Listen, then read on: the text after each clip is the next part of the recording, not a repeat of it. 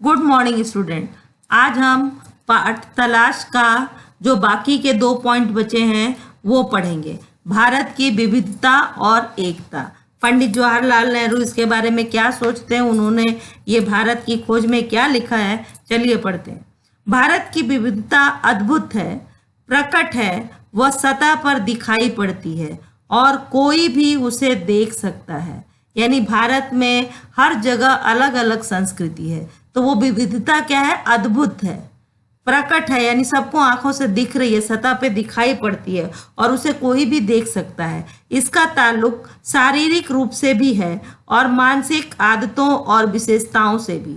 बाहर से देखने पर उत्तर पश्चिमी इलाके के पठान और सुदूर दक्षिण के वासी तमिल में बहुत कम समानता है। यानी कि जो कश्मीरी लोग हैं, जो कश्मीर में रहते हैं हिमालय के पास, उनके अंदर और जो लास्ट में आप चले जाओ तमिलनाडु, वो दोनों लोगों का अगल बगल खड़ा करो तो उनमें कोई भी एकता आपको दिखेगी नहीं, बिल्कुल एकदम अलग अलग दिखेंगे।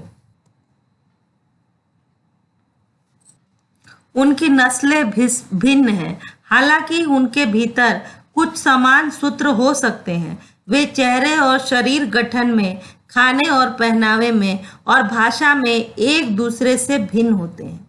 उत्तर पश्चिमी सीमांत प्रदेश में मध्य एशिया की गमक तो है ही, वहाँ के बहुत से रीति रिवाज जैसे कश्मीर के भी हिमालय के उस पार के देशों की याद दिलाते हैं। पठानों को लोग प्रचलित नृत्य रूसी कोज़क नृत्य शैली से मिलते हैं। ठीक है, कोज़क नाम के प्रचलित नृत्य शैली जो है वो किससे मिलते हैं? रूसी कोज़क नृत्य, जैसे पठानों के जो लोक नृत्य हैं वो कोजी नामक रूसी नृत्य से मिलते हैं। इन तमाम भिन्नताओं के बावजूद पठान पर भारत की छाप वैसी ही स्पष्ट है जैसी तमिल पर। ठीक है, इसमें कोई अचरज नहीं, क्योंकि सीमा के ये प्रदेश और साथ ही अफगानिस्तान भी भारत के साथ हजारों वर्षों से जुड़े रहते हैं। ये पुराने तुर्क और दूसरी जातियां जो अफगानिस्तान और मध्य एशिया में बसी थी। अब मैं आपको समझा दूं कि पंडित जवाहरलाल नेहरू कहना क्या चाहते हैं कि भारत के जो जगह जगह अलग अलग प्रदेशों के लोग हैं, उनको, जो कश्मीर के लोग हैं और तमिलनाडु के लोगों को आप एक पास खड़ा करो तो एक जैसे उनके अंदर कुछ भी नहीं दिखेगा। उनका पहनावा, खान पान सब कुछ अलग होगा, फिर भी उनके ऊपर भारतीयता की छाप है, वो सब भारतीय हैं। हम कहीं ना कहीं एक दूसरे से भारतीय होने की वजह से जुड़े हुए हैं। हमारे अंदर विविधता में एकता है, हम अलग अलग भाषाएं बोलते हैं, अलग अलग खान पान है, फिर भी हम एकजुट होकर रहते हैं। तो वही चीज वो ये बताना चाह रहे हैं। मध्य एशिया में बसी थी, इस्लाम के आने के पहले बौद्ध थी और उससे भी पहले वैदिक काल में हिंदू थे। यानी सबसे पहले वैदिक काल में क्या थे? सब हिंदू थे। उसके बाद क्या हुआ? इस्लाम आया, और इस्लाम के आने से पहले यानी हिंदू के बाद बौद्ध, बौद्ध के बाद इस्लाम, मुगल शासक और ये लोग आए। सीमांत क्षेत्र प्राचीन भारतीय संस्कृति के प्रमुख केंद्रों में से था। अब भी स्मारकों और मठों के ढेरों ध्वस्त अवशेष उसमें बिखरे हैं, विशेष रूप से तक्षशिला के महान विश्वविद्यालय के, जो 2000 वर्ष पहले अपनी प्रसिद्धि की चरम सीमा पर था। सारे भारत के साथ ही एशिया के विभिन्न भागों से विद्यार्थी यहाँ खींचे आते थे। अभी ये कहाँ पे है? आपके बिहार में है, तक्षशिला का जो विश्वविद्यालय है, और वो अशोक के टाइम पे था। ठीक है, वहाँ पर वहीं का चाणक्य था, तो तक्षशिला विश्वविद्यालय में ही पढ़ा था और वहाँ पे सभी विषयों से जो मास्टर डिग्री होती है वो मिलती थी, और वहाँ चाइना, रूस सभी के विद्यार्थी उस समय पढ़ने आते थे।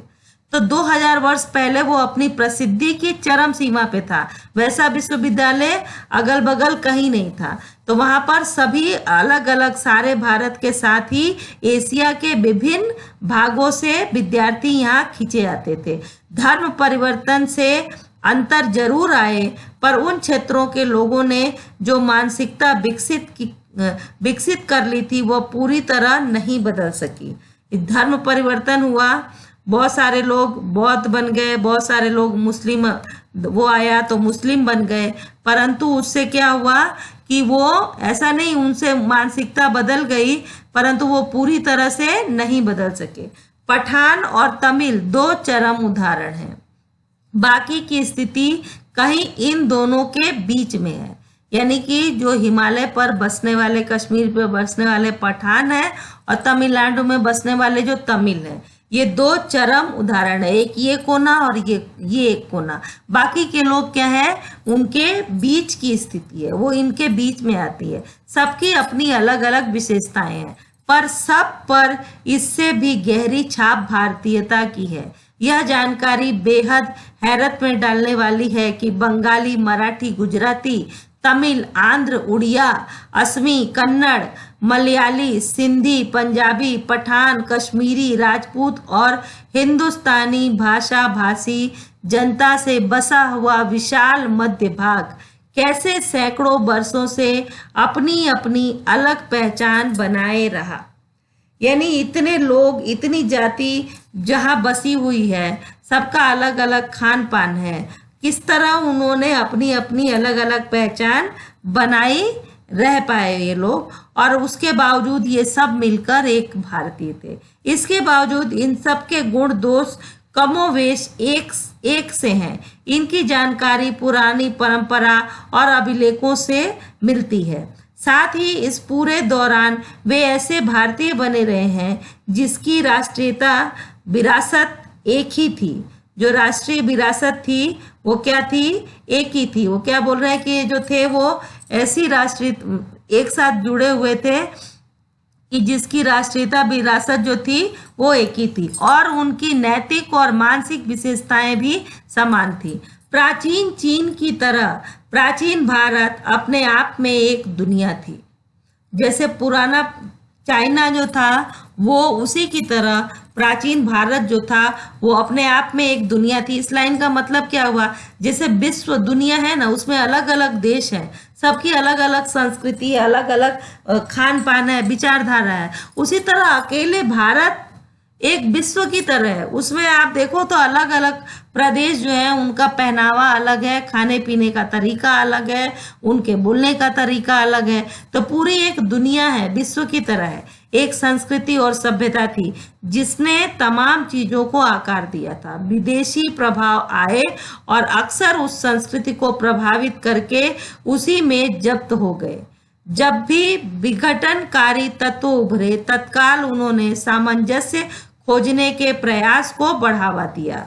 जब भी विघटनकारी यानी उनको तोड़ने वाले लोग पहुंचे तो वो क्या हुआ, तत्काल उनको सामंजस्य खोजने के प्रयास को उन लोगों ने बढ़ावा दिया। सभ्यता के आरंभ से ही भारतीय मानस में एकता के स्वप्न ने अपनी जगह बनाई रखी। यानी सभी अलग अलग खान पान, पहनावा, सब कुछ अलग अलग था, फिर भी भारतीयों के अंदर क्या थी, भारतीय मानस में एकता के स्वप्न ने अपनी जगह बनाए रखी। यानी उनके अंदर एक एकता थी कि वो सब भारतीय हैं, इस स्वप्न ने अपनी जगह बनाई रखी। इस एकता की कल्पना कभी किसी बाहर से आरोपित वस्तु या बाहरी तत्वों के या विश्वास के मानवीकरण के रूप में नहीं की गई। इसके अंतर्गत विश्वासों और रीति रिवाजों के प्रति अपार सहिष्णुता का पालन किया गया और साथ ही हर तरह की विविधता को मान्यता ही नहीं प्रोत्साहन भी दिया गया। जो भी परिवर्तन था, जो एक दूसरे के, अब मान लो बंगाली कोई आके गुजरात में बसे तो वो अपना नौ दुर्गा का त्यौहार मनाएगा तो उसको मान्यता और प्रोत्साहन दिया गया, उसको वो काम करने दिया गया। यानी सभी लोग अपने अपने धर्मों को, अपने अपने रीति रिवाजों को, अगर गुजराती है वो दिल्ली में जाएगा तो वो क्या अपने सातम आठम को नहीं सेलिब्रेट करेगा और सबको ऐसा करने के लिए प्रोत्साहित भी किया गया कि उनको उसका मौका भी दिया गया और प्रोत्साहित भी किया गया। किसी एक देशीय समूह में चाहे वे कितने घनिष्ठ रूप से एक दूसरे से जुड़े हों, छोटी बड़ी भिन्नताएं हमेशा देखी जा सकती हैं। उस समूह की मूल एकता तथा प्रकट होती है जब उसकी तुलना किसी अन्य देशी समूह से की जाती है। यह बात अलग है कि अक्सर दो निकटवर्ती समूहों की भिन्नता सीमांत इलाकों में या तो धुंधली पड़ जाती है या आपस में घुल मिल जाती है। जैसे कि आप देखो, महसाणा है, महसाणा आपका गुजरात में आता है, और उसके बगल में अंबाजी जो जाते हैं हिम्मतनगर, वो राजस्थान, ठीक है। पर वो जो अंबाजी और महसाना, वहाँ का जो कल्चर है ना, वो आधा राजस्थानी आधा गुजराती मिलेगा या घुला हुआ मिलेगा, क्योंकि ये बॉर्डर है। जो भी प्रदेशों के बॉर्डर हैं वहाँ पे वो क्या बता रहे हैं कि इन इलाकों में या तो भिन्नता धुंधली पड़ जाती है या आपस में घुल मिल जाती है। प्राचीन और मध्य युग में आधुनिक राष्ट्र के विचार ने जन्म नहीं लिया था और सामंती धार्मिक या जातीय संबंधों का महत्व अधिक था। क्या बोल रहे हैं? सामंती यानी जो संभ्रांत लोग हैं वो धार्मिक या जाति संबंधों का महत्व अधिक था। फिर भी मेरा विचार है कि ज्ञात इतिहास में किसी भी समय एक भारतवासी भारत के किसी भी हिस्से में अपने ही घर की किसी अपनेपन की अनुभूति करता था कि वो किसी भी हिस्से में चला जाए और अपने घर में अपने जैसी अपनी घर की सी ही अपनेपन की अनुभूति करता था। क्यों? क्योंकि उसको सारी छूट है कि भाई तुम अपना जैसा मन चाहे वैसा खाओ, जो चाहे तुम अपने संस्कृति के हिसाब से पहनो और जो त्यौहार मनाते हो वो मनाओ। तो वो अगर कोई बिहार का, यूपी का व्यक्ति गुजरात में आता है तो वो अपने घर में उसके अंदर वो अपने जैसी ही फीलिंग आती है कि जैसे वो वहाँ खाता पीता रहता है वैसे ही वो यहाँ भी खा पी के रहेगा, तो अपनेपन की उसको अनुभूति करता है। जबकि किसी भी दूसरे देश में पहुंचकर वह अजनबी और परदेसी महसूस करता था। अब बिहार और यूपी के लोग जो गुजरात में आए होंगे वो अपने आप को यहाँ परदेसी नहीं महसूस करेंगे, क्योंकि ये भी हिस्सा उनके देश का ही है। पर अगर वो यहाँ से कनाडा या कहीं और गए, किसी और कंट्री में गए, तो वहाँ पर वो परदेसी महसूस करते हैं। उन देशों में जाकर जिन्होंने कुछ दूर तक उसकी संस्कृति या धर्म को अपना लिया था, उसे अजनबीपन का बोध निश्चय ही कम होता था। वे लोग जो किसी गैर भारतीय धर्म को मनाने वाले थे या भारत में आकर यहीं बस गए, कुछ ही पीढ़ियों के गुजरने के दौरान स्पष्ट रूप से भारतीय हो गए। जो बाहर से लोग आए और उन्होंने आकर यहाँ के किसी धर्म को अपना लिया, तो क्या बता रहे हैं कि कुछ ही दिनों के दौरान वो पूरी तरह से भारतीय हो गए। जैसे यहूदी, पारसी और मुसलमान, ये लोग दूसरी जाति के थे। पहले भारत हिंदू ही था, फिर बौद्ध लोग आए, फिर उसके बाद से मुस्लिम आए। तो यहूदी, पारसी आप देख रहे हो, बौद्ध पारसी आपको दिखेंगे, पर वो अब भारत में रहकर भारतीय ही बन गए। और मुसलमान, जिन भारतीयों ने इन धर्मों को स्वीकार कर लिया वे भी धर्म परिवर्तन के बावजूद भारतीय बने रहे। आज जब राष्ट्रीयतावाद की अवधारणा कहीं अधिक विकसित हो गई है, विदेशों में भारतीय अनिवार्य रूप से एक राष्ट्रीय समुदाय बनाकर विभिन्न कारणों से एकजुट होकर रहते हैं, भले ही उनमें भीतर मतभेद हो। एक हिंदुस्तानी ईसाई कहीं भी जाए उन्हें हिंदुस्तानी ही माना जाता है। इस प्रकार किसी हिंदुस्तानी मुसलमान को तुर्की, अरब, ईरानी या किसी अन्य देश में जहां इस्लाम धर्म का प्रभुत्व हो, हिंदुस्तानी ही समझा जाता है। क्या बोल रहे हैं कि वो अगर कहीं गया है, भले ही उसमें भीतरी मतभेद हो, अगर विदेशों में भारतीय अनिवार्य रूप से एक राष्ट्रीय समुदाय बनाकर विभिन्न कारणों से एकजुट होकर रहते हैं। आप जाओ कनाडा में जाओ तो आप देखोगे कि एक एरिया पूरा का पूरा लगेगा कि आप पंजाब आ गए हो, वहाँ सारे पंजाबी एकजुट होकर रहते हैं। गुजराती जो हैं वो एकजुट होकर रहते हैं। तो वो क्या होता है, तो उनको लगता है कि वहाँ पर उन्होंने अपना समुदाय ही बना लिया है, भले ही उनमें भीतरी मतभेद हो। एक हिंदुस्तानी ईसाई कहीं भी जाए उसे हिंदुस्तान ही माना जाता है, हिंदुस्तानी ही माना जाता है। वो अगर क्रिश्चियन है और हिंदुस्तानी है, पर वो कहीं भी जाए तो उसको हिंदुस्तानी, मतलब हिंदुस्तान में कहीं भी जाए तो उसको हिंदुस्तानी ही माना जाएगा। समझ में आ गया? मेरे ख्याल से हम सबके मन में अपनी मातृभूमि की अलग अलग तस्वीरें हैं और कोई दो आदमी बिल्कुल एक जैसा नहीं सोच सकते। जब मैं भारत के बारे में सोचता हूँ तो मेरे मन में बहुत सी बातें आती हैं। मैं सोचता हूँ दूर दूर तक फैले मैदानों और उन पर बसे अनगिनत छोटे छोटे गांवों के बारे में, उन कस्बों और शहरों के बारे में जिनकी मैंने यात्रा की है।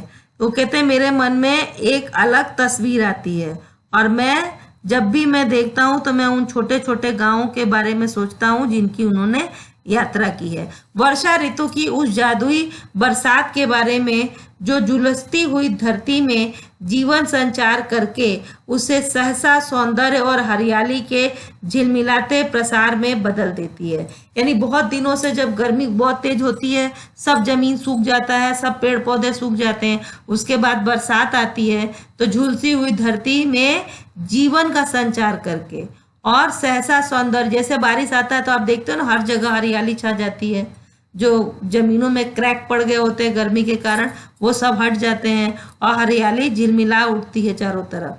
विशाल नदियों और उनके बहते जल के बारे में, ठंड की चादर से लिपटे खैबर पास के बारे में, भारत के दक्षिणी सिरे के बारे में, लोगों के बारे में, व्यक्ति और समूह दोनों रूपों में, और सबसे ज्यादा बर्फ की टोपी पहने हिमालय के या बसंत ऋतु में कश्मीर की किसी पहाड़ी घाटी के बारे में जो नवजात फूलों से लदी होती है और जिसके बीच से कल कल खल खल करता झरना बहता है। हम अपनी पसंद की तस्वीर बनाते हैं और उसे सजे कर रखते हैं। तो पंडित जवाहरलाल नेहरू क्या कह रहे हैं इस पैराग्राफ में पूरे, कि वो जहाँ जहाँ गए और भारत के जो प्राकृतिक परिवर्तन होते हैं, जो मौसम बदलता है और उसमें वो जो जो चीजें देखते हैं उसके बारे में बता रहे हैं कि उनको उस चीजों की याद आती है।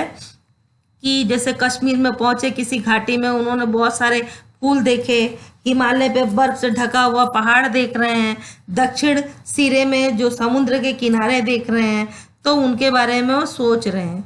जन संस्कृति, अब दूसरा पॉइंट क्या है, जन संस्कृति। मैंने वर्तमान समय में भारतीय जनता के गतिशील जीवन नाटक को देखा। ऐसे अवसर पर मैं अक्सर उन सूत्रों को खोज लेता था जिनसे उनका जीवन अतीत में बंधा है। यानी जन की संस्कृति क्या है उसके बारे में बात कर रहे हैं कि मैं कोई नाटक देखूं या वो देखूं तो मैं उस सूत्र को खोज लेता था जिससे अतीत में उनका जीवन बंधा है, जबकि उनकी आंखें भविष्य पर टिकी रहती थीं। हर जगह मुझे एक सांस्कृतिक पृष्ठभूमि मिली जिसका जनता के जीवन पर बहुत गहरा असर था। इस पृष्ठभूमि में लोक प्रचलित दर्शन, परंपरा, इतिहास, मिथक और पुरा कथाओं का मेल था और इनमें से किसी को दूसरे से अलग करके देख पाना संभव नहीं था। जो पूरक कथाएं होती हैं, जो प्रचलित कथाएं होती हैं और जो प्रचलित दर्शन, परंपरा, इतिहास होते हैं, तो उनसे वो क्या बोल रहे हैं कि उनसे अलग करके देख पाना संभव नहीं था। पूरी तरह अशिक्षित और निरक्षर लोग भी इस पृष्ठभूमि में हिस्सेदार थे। लोक प्रचलित अनुवादों और टीकाओं के माध्यम से भारत के प्राचीन महाकाव्य रामायण और महाभारत और अन्य ग्रंथ भी जनता के बीच दूर दूर तक प्रसिद्ध थे। हर घटना, कथा और उनका नैतिक अर्थ लोकमानस पर अंकित था और उसमें उन्हें समृद्ध और संतुष्ट, हर घटना, कथा और उनका नैतिक अर्थ लोकमानस पर अंकित था। यानी जो भी रामायण महाभारत दूर दूर तक प्रसिद्ध थे और हर एक घटना और हर एक जो कथा था उसका नैतिक अर्थ, हर कथा का, रामायण का नैतिक अर्थ, महाभारत का नैतिक अर्थ लोकमानस पर अंकित था, लोगों के मानस यानी मन पर अंकित था और उसने उन्हें समृद्ध और संतुष्ट बनाया था। रामायण और महाभारत का ज्ञान पाकर जो लोग थे उन्हें क्या था, समृद्ध और संतुष्ट बनाया था। अनपढ़ ग्रामीणों को सैकड़ों पद याद थे। जो महाभारत के गीता है और ये है, जो पढ़े लिखे नहीं हैं उनको भी वो पद याद है। रामायण के जो चौपाई और पद हैं वो बिना पढ़े लिखे लोगों को भी, गांव वाले लोगों को भी सैकड़ों पद याद थे और अपनी बातचीत के दौरान वे बार बार या तो उन्हें उद्धृत करते थे यानी उसका उदाहरण देते थे या फिर किसी प्राचीन रचना में सुरक्षित किसी ऐसे कहानी का उल्लेख करते थे जिससे कोई नैतिक उपदेश निकलता हो। यानी जो भी मॉरल रूप से, नैतिक रूप से अच्छी चीजें थी वो अनपढ़ लोगों को भी पता थी। ठीक है, आप देखो तो जो गांव में बहुत बुजुर्ग हैं, बहुत पढ़े लिखे नहीं हैं, पर वो रामायण की चौपाइयाँ और उसके दोहे वो आपको ऐसे ही बात बात में सुना देंगे, जगह जगह पे उसका यूज करेंगे उदाहरण के लिए। ठीक है, तो उनको पता थी और नैतिक उपदेश कहानियों का उल्लेख करते थे जिससे कोई नैतिक उपदेश निकलता हो।